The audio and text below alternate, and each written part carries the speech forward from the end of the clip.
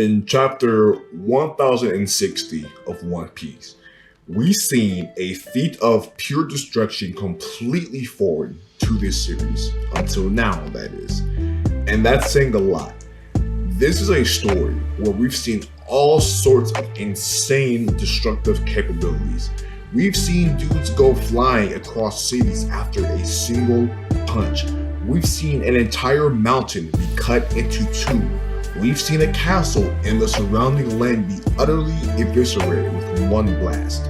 But none of that pales to Imu erasing an entire island to nothingness, as if it was never even there to begin with.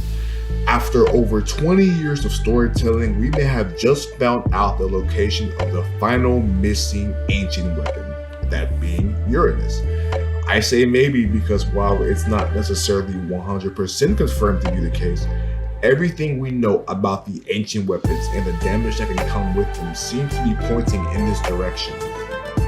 From a narrative standpoint, it makes all the sense in the world to show us the ridiculous power of the ancient weapons now, at the beginning of the climax, at the start of the final and most epic saga in all of One Piece. Yo man, I'm not sure y'all understand just how big this is. The ancient weapons have always been objects of mystery since their first mention all the way back in Arabasta. That's well over 900 chapters ago at this point. Pluton, which was said to be a battleship capable of laying waste to an entire island, currently resides quietly under Mount Fiji in the isolated land of Wano country. The might of Poseidon resides within a meek, cowardly mermaid girl, thousands of meters underwater in Fishman Island. So Uranus being occupied by the hidden and faceless king of the world just checks out. That makes complete and utter sense to me. Of course, a power with the capacity to extinguish whatever light its user deems too bright for the world has to be within the hands of the most corrupted government on the planet. This weapon is outright terrifying, no matter how you slice it. This is unlike anything we have ever seen in One Piece. Now, we don't quite know exactly what Uranus is. I myself am inclined to believe it's a devil fruit personally, for no particular reason other than the fact that I think that a fruit with the power to destroy islands faster than one has time to process their unfortunate fate sounds pretty badass. And it's in line with what we are in the story. I mean, just think about it. We are in the final stretch of One Piece. We've borne witness to the boundless strength of the four emperors. Logically speaking, the next step from that has to tie into our endgame villains, the world government. The admirals by themselves are an unstoppable force, but after seeing our crew topple two of the four emperors, taking down the Navy admirals doesn't seem like so big of a task anymore. But the ante has been upped and the stakes have been raised. Last chapter, we were introduced to the powerful new pacifista models. In 1060, we saw a level of brutality that is straight up bone-chilling. And that's quite fitting for the finale. So, let's put on the tinfoil hats and do some good old theorizing. Let's proceed under the assumption that Imu does indeed have possession of Uranus. What does this mean for this series going forward? For one, this is not a good sign for Luffy, Vivi, Shirahoshi, or Teach.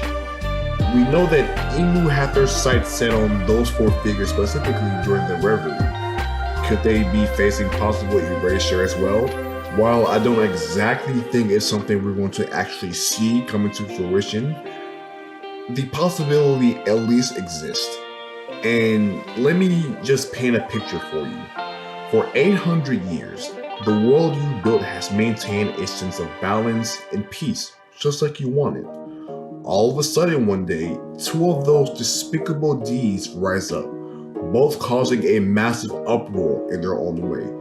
A traitorous former family of royalty has associated itself with one of those deeds, as has an ancient weapon. That balance is now threatened. This is why the kingdom of Leloucha and possibly Sabo had to face swift, painless, and pointless demise. That's probably why God Valley can no longer be found or located on any map. Anything that goes against the world government, anything that is contrary to their own beliefs, has to be erased without question. But on a serious note, while I would love for Uranus to be a devil fruit personally, it's more than likely here, realistically speaking, that it's some sort of highly advanced spaceship, something made of material foreign to Earth. One of the civilians of Lulusia Kingdom before his untimely demise, RIP, noted the sky darkened as if there was something in the clouds. Also, the way this beam is shot seems awfully unnatural, if that makes sense. This isn't like one singular beam, it's several that are raining down all at once. Remember the Enenru cover story. During his venture to the moon, he discovers a civilization of space pirates, and these space pirates even have their own technology. What I'm getting at here is, it's been theorized that Emu is not a human but instead an alien, one who descended to Earth with their high technology and ruled the planet in the shadows after the events of the Void Century. All of that to say that Uranus could very well be an extraterrestrial spacecraft, and hey, to keep it a $150, I am not against the idea whatsoever. Sci-fi is a theme that Oda has implemented more and more of since the time skip.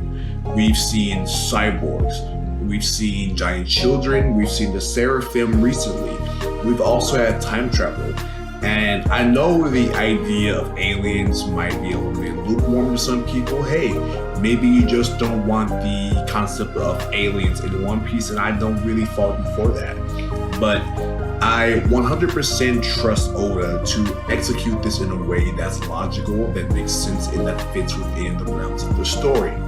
So if Emu, Uranus, if we have other space life alike, I am here for it.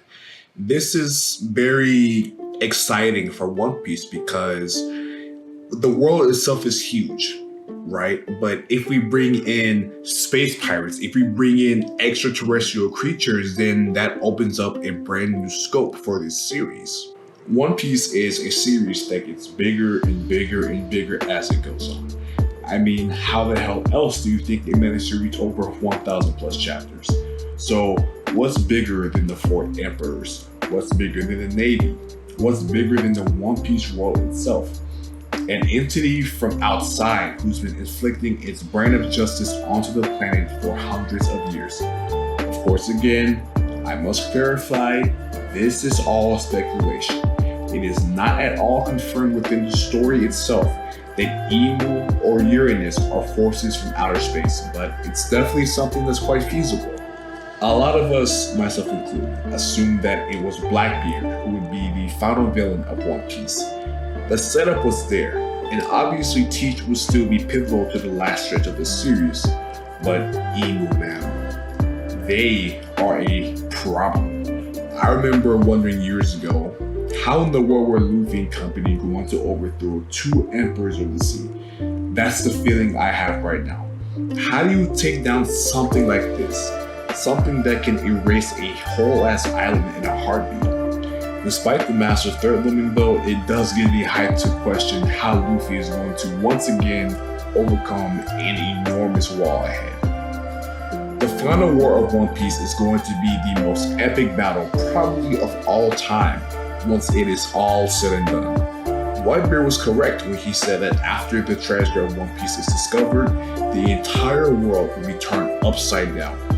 Be it at Marineford or in the Holy Land of Mary Schwab, the landscape at the end of it will look drastically different than it does right now. Things are about to get really crazy.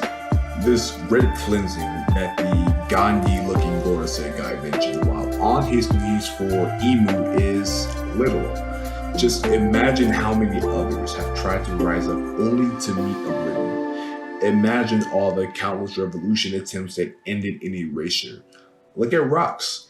This man's goal was to be king of the world.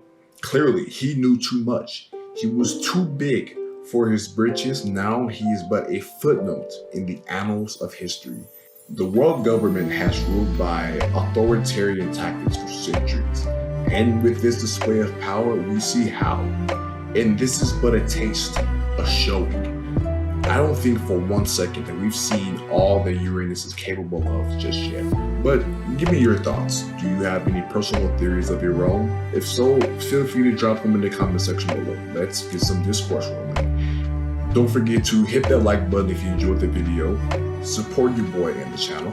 It goes a long way. Subscribe if you haven't done so already. I mean, seriously, why aren't you subscribed? You're missing out. And I will catch you good people on the flip side. Stay gold.